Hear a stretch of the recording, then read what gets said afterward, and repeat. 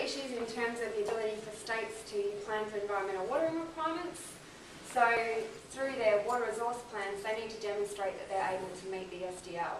So they need to specify rules-based water that's going to show that they're going to meet their environmental watering plan. That means in advance they need to know what proportion of that watering plan is going to be met through government entitlements. So if we've got the total available water, and that's divvied up between the SDL and the environment, if the SDL is set at 800 and there's 1,000 entitlements, then the allocation for that year is 80.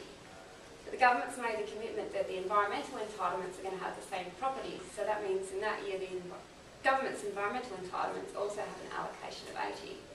So if the environmental requirement's 200 and they've got 200 entitlements, the allocation against those entitlements in that year is 160.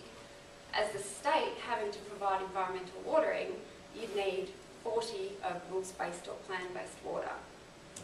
In the next year, if the allocation changes to 70, you've then got to provide 60 of rules or plan-based water.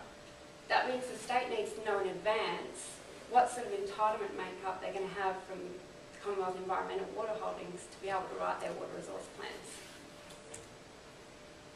So I guess in conclusion, we're really just highlighting the difficulties in having the SDL and the buyback being considered in isolation. And those two policies are intrinsically linked. And the interactions between them are going to have implications for how feasible it is to actually implement them in practice.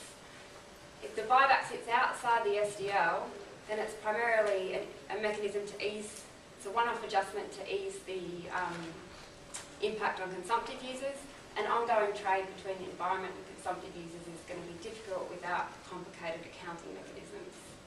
If the buyback sits inside the SDL, then it's providing additional benefit over and above some base minimum flow. And the SDL in that case really should represent an absolute limit and not some ideal volume. Thanks, Avril.